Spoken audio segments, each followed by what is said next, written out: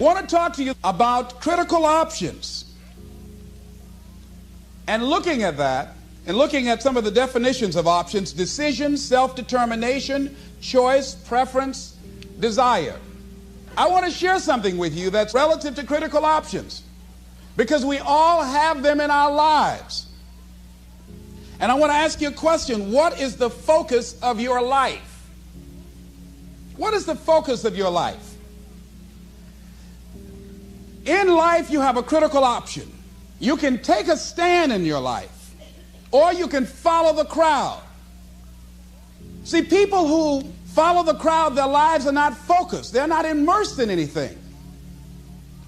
People who take a stand, they're living a life that has some power, a life of achievement, a life that has some meaning.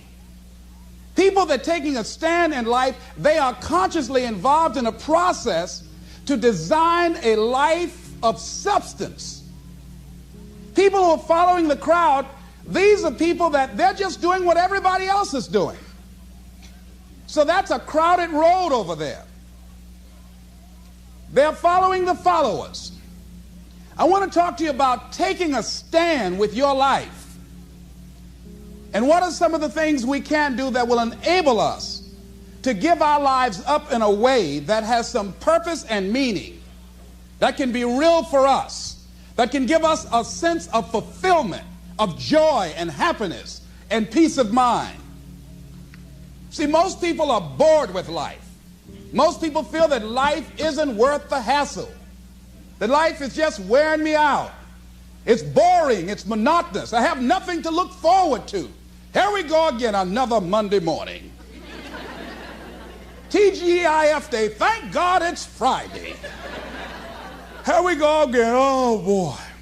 You see what the man meant about many people die at age 25 and don't get buried until they're 65? Doing the same thing the same way every day, looking at these faces, just walking around. I mean, you got to be aware of these faces. They affect you, you know. Try to stay around pleasant faces, and if you have an unpleasant face, try and smile more. It's good for your health. And there's another dividend: you look better too.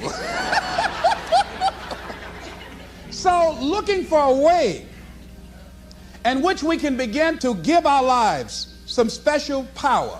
Number one, commit yourself to giving your best at all times. Now, that's not easy. See, most people, and particularly those who are working in corporations, they're finding now they've got to change their behavior. We're now involved in a world economy. We will never do business the way in which we've done business in the past. We will never be able to, in the American workplace, do just enough to get by. Now the standards have been raised. Quality and productivity has been increased because of the competition. And so now average performance will not be enough. This is a new day. Competition is fierce. So people who've been locked into a behavior pattern are working just hard enough to keep from getting fired. They're being laid off, are forced into early retirement. It's a new game now. So now more than ever, it's about increased productivity. Now more than ever, it's about superior quality service. Now more than ever, it's about creating a positive atmosphere in the workplace, and people that have that competitive age, people that are hungry to make it. So you got to be hungry now. You can't just casually walk around, well, I'll get to it later on. Oh, no, this is a new day right now. Committing yourself to give your best at all times, regardless of the competition to do otherwise, or the influences of negative people that will tell you, hey, look here, don't push yourself too much. Now's the time to push yourself, to always get in the habit of giving the best that you have to share. Thinking about a situation where I had to give a lecture out in Los Angeles, California for Xerox Corporation. Well, part of what I do when my profession is doing corporate training. My passion is doing training with kids. So when I go someplace, I always try and arrange for a community group to have a group of young people together for me to work with them on a volunteer basis in the evening. So I decided to go into an area of Los Angeles to talk with someone about doing that, and they suggested that I come to speak at a community center right outside Los Angeles at Carson Community Center. And because of the gangs in Los Angeles, one of the young men that was coming there to organize it, and his mother, he had a twin brother, and he took an interest in me because I have a twin. And his twin brother was the victim of a gang ritual. They brought in a new member in a gang, and he had to prove that he was really with them and committed.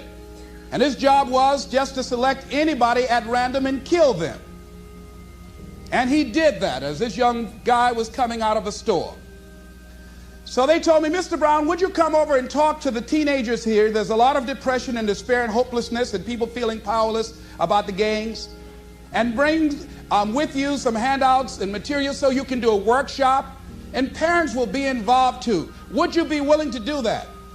I said, well, I'm doing a full-day seminar, and I'm usually just physically exhausted afterwards.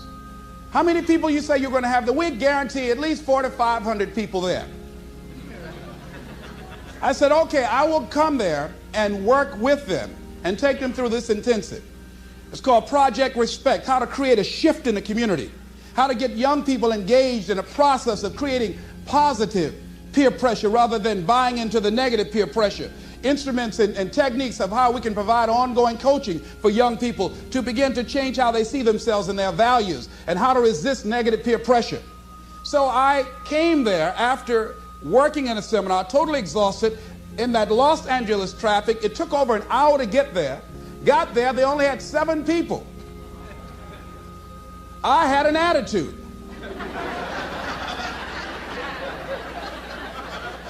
I said, you had me come all the way from Los Angeles after working all day just to talk to 7 people? You told me over 400 people were going to be here. Where are the parents? Only one parent here. My time is valuable. I've got all this material that we've copied to do a workshop. And so I went on and talked to those young people that were in the room, the 7 that were there, and I just gave them a little speech. And then I left. Went back to the hotel. That night around 3:30 in the morning, the phone rang. The minister that invited me called me and said, Mr. Brown, I've got to ask for your attention for a moment. I said, what is it? Kenyatta, one of the young men who was there, wanted to talk to you. He was the brother of the guy that was killed. He'd like to talk to you. He's been here for over an hour, and I told him, please don't call you. But he insisted. Would you please talk to him for a moment? I said, yes, put him on the phone. Kenyatta, what can I do for you? He said, Mr. Brown, I listened to your tapes for a long time. I've grown to love you and admire you. Among the things that I heard on your tapes that you said, you must deal with circumstances such as you find them. You came in this evening, and I admit, no, we did not have the numbers that you asked for. No, we did not deliver as we had promised we would. But we were looking for you, the motivator, to give us some hope. We were depressed, and we don't know what to do. We were looking for some direction. And you were so caught up in pouting with your ego because we didn't have the place full. You didn't give us your best. I said, excuse me, I was laying in bed. I said up then. Wait a minute here.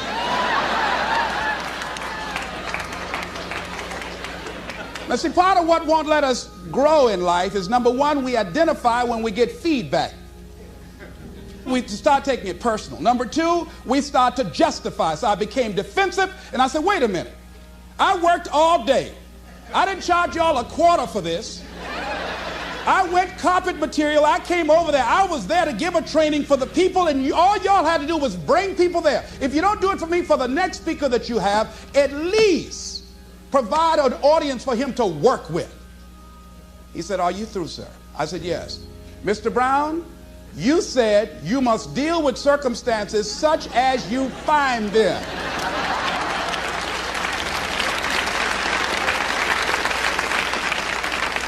We went round and round for about 45 minutes because my ego on the line. I can't let this young boy out debate me.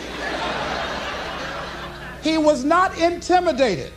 I used all the verbal gymnastics and examples I could He would not budge. And I said, okay, I'm sorry. Give me a break. And he said, it takes a big man to say he's sorry.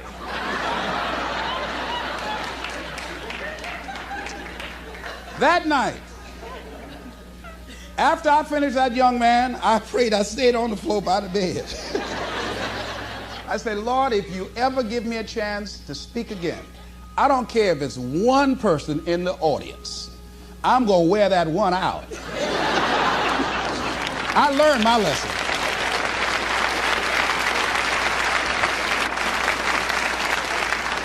I want to read something to you called The Builder that kind of touched me. Because when you start looking at giving your best at all times, that's not easy. But when you are committing yourself to doing something, those are the standards that you set for yourself, because that's who you are. If you're working on a job where you're miserable, they're not paying you what you're worth. You don't like the work, you don't like the people, and you're dissatisfied. If you have decided to continue to take a paycheck, you owe it to yourself to give it your best effort. If you get in the habit of being mediocre or doing just enough to get by, you're not hurting anybody but you. You're cheating you. The builder. There was a man who was an efficient builder. He had worked for years in a large company and had reached the age of retirement. His employer asked him to build one more house. It was to be his last commission. The builder took the job, but his heart was not involved. He used inferior materials. Timber was poor, and he failed to see the many things that should have been clear to him had he shown even his normal interest in his work. When the house was eventually finished, his employer came to him and said, "The house is yours. Here's the key. It's a present from me." The builder immediately regretted that he had not used the best materials and engaged the most capable workers. If only he had known that the house was for him. Whoa.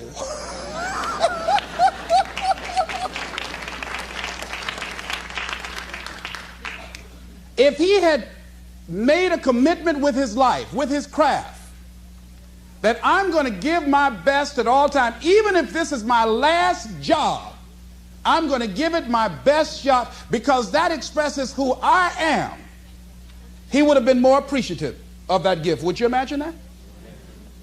I think that makes a very good point. The next thing is, live each day with integrity. Don't try and get over in life. Don't try and cheat. See, a lot of people like to try and cheat. I was with a friend of mine, and we went into a service station to get some gas. They gave me back too much change. I discovered it down the road, and I was turning around going back. Guy said, "You're a fool." Hey, man, what when they don't give people enough change? You think they flag the people down? I said, I'm not responsible for them. I'm responsible for me. I went back and I told the guy, "Excuse me, sir, you gave me a $20 bill too much." I gave it to the guy just took it and walked away, didn't say thank you. The guy in the car laughed and said, "I told you, you fool." I'd have kept that. I said, I'm not responsible for his attitude. I don't care. Knowing that he would not say thank you, I would still give it back to him. Because my image of myself says, hey, you don't take something that doesn't belong to you. That's the way my mother raised me. Don't try and cheat. Say, well, you know, this little bit won't count. Everything counts. A friend of mine was on welfare after going through a bad experience.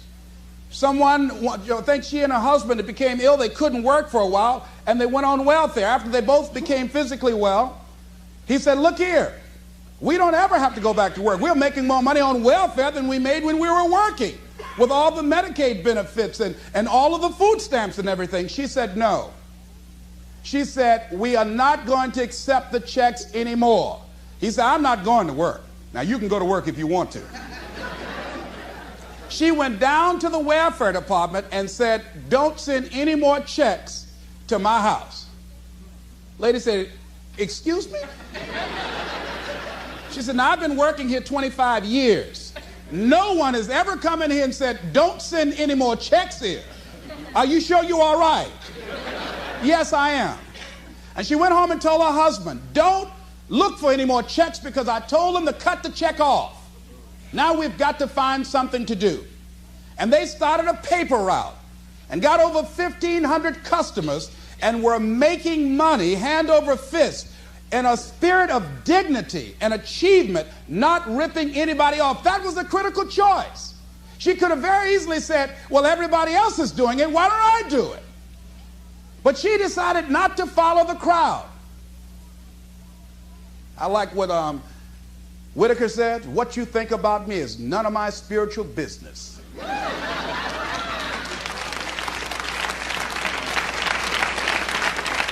So when you're keeping integrity with yourself, you know that's going to bring you under a lot of pressure. The next thing is, don't try to cut a bargain with life. Life is not Donald Trump. Life will not give you any special deals because you maintain a sense of integrity. Anybody ever try to cut a deal? Raise your hand, please, if you know what I'm talking about. If you try to cut a deal, there are no deals. There are no deals.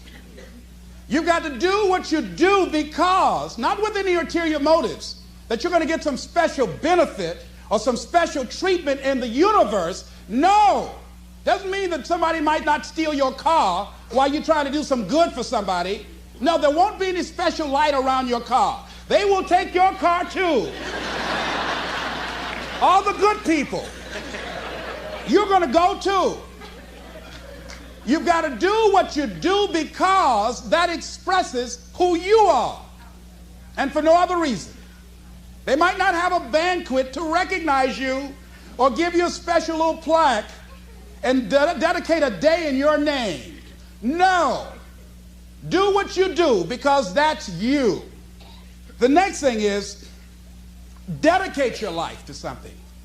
Dedicate your life to a cause larger than yourself.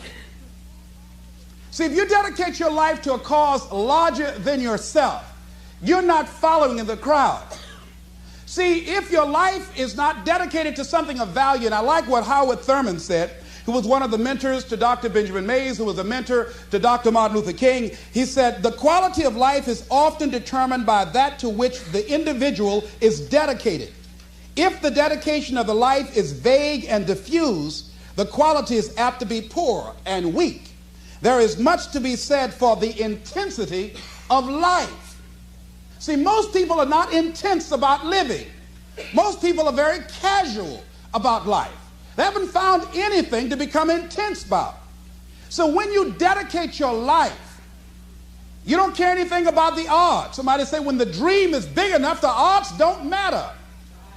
See, when you dedicate your life, you bring on a special power. There's a power in you that people, circumstances, events, and I'm not talking about the physical you, I'm talking about the real you, the indestructible, invincible, perfect essence of who you really are, that can bring a government to its knees, that can change the course of history.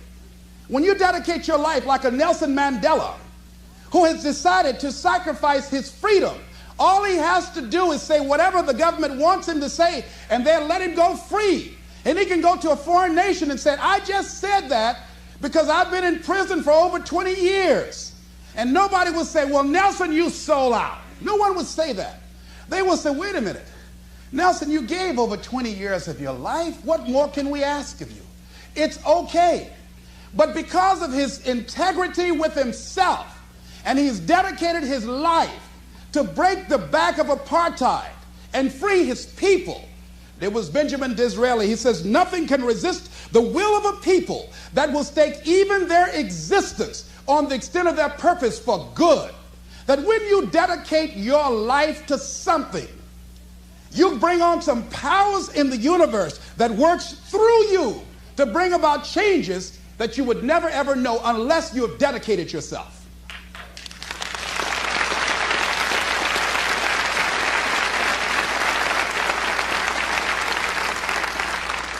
So I say to you that there is a Mother Teresa in you.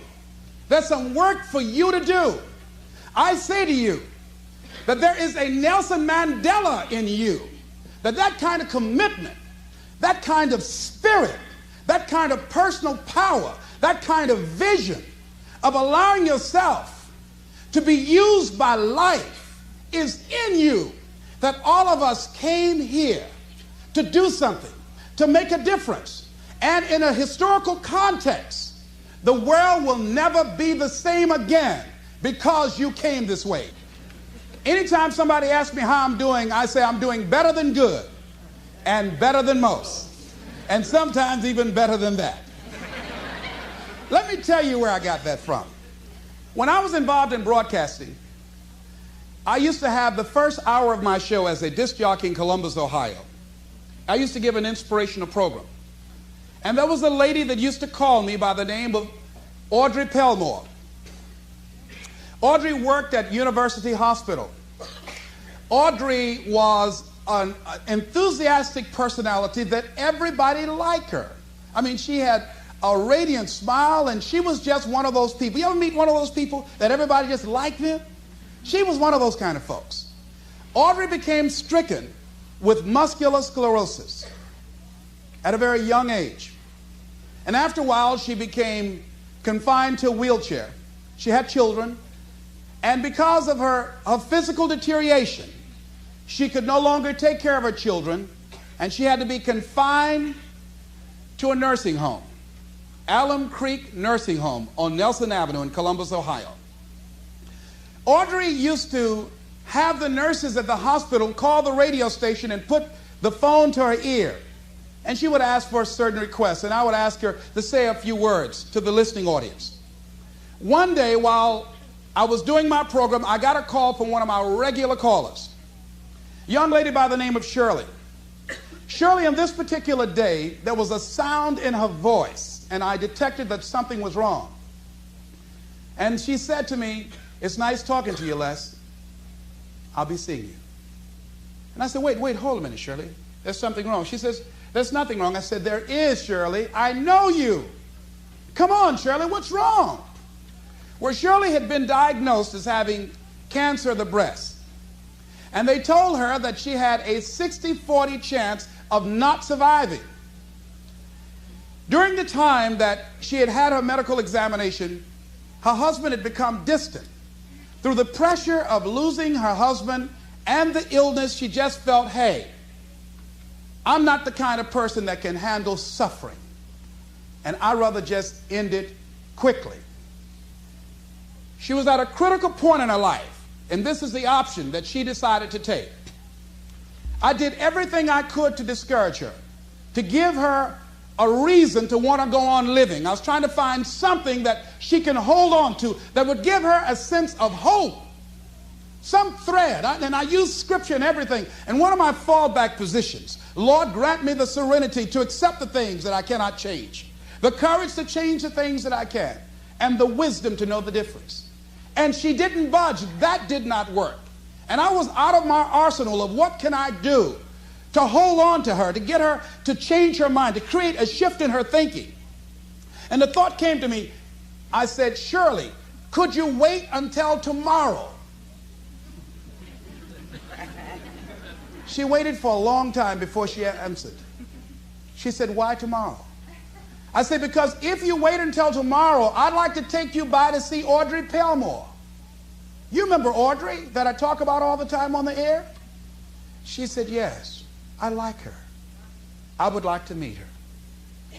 And she met me at the Alum Creek Nursing Home, and when we got there, we were both very silent because I'd made a pact with her that if this was not enough to discourage her from taking her life, then I would honor our agreement and I would just release her. And I was going to talk to somebody else to try and get her. I didn't tell her that.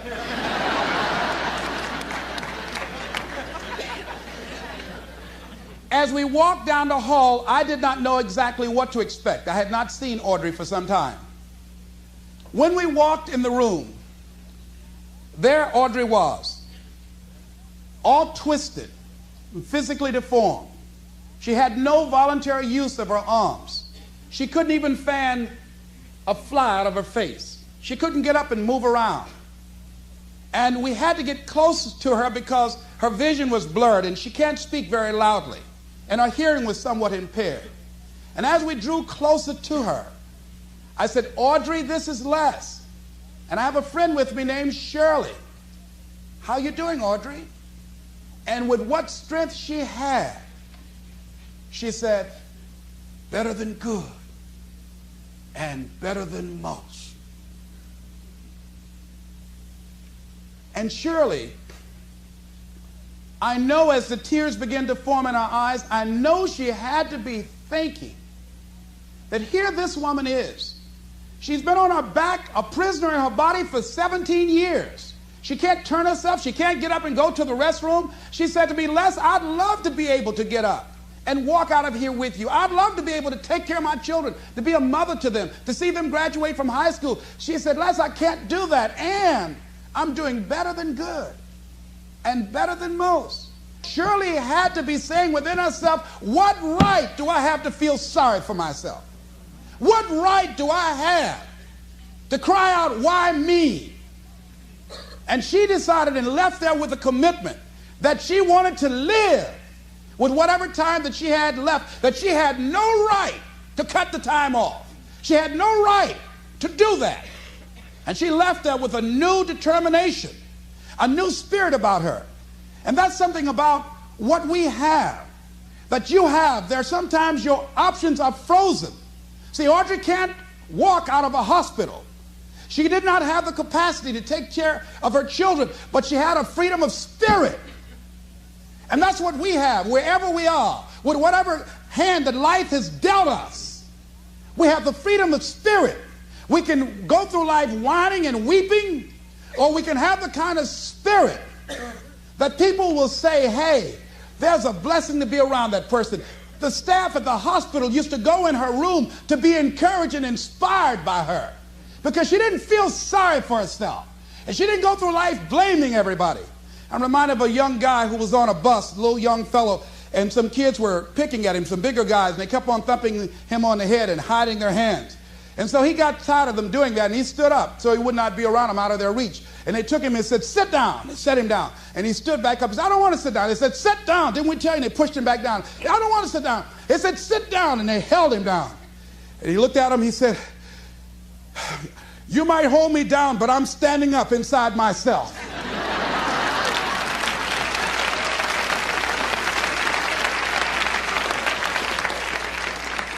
And what we have got to do is know that there's something about you, there's something about us, there's a power in you that regardless of what happens to you, you can stand up inside of yourself. I think that's what the poet meant when he says, out of the night that covers me, black as a pit from pole to pole, I thank whatever gods there may be for my unconquerable soul. You have an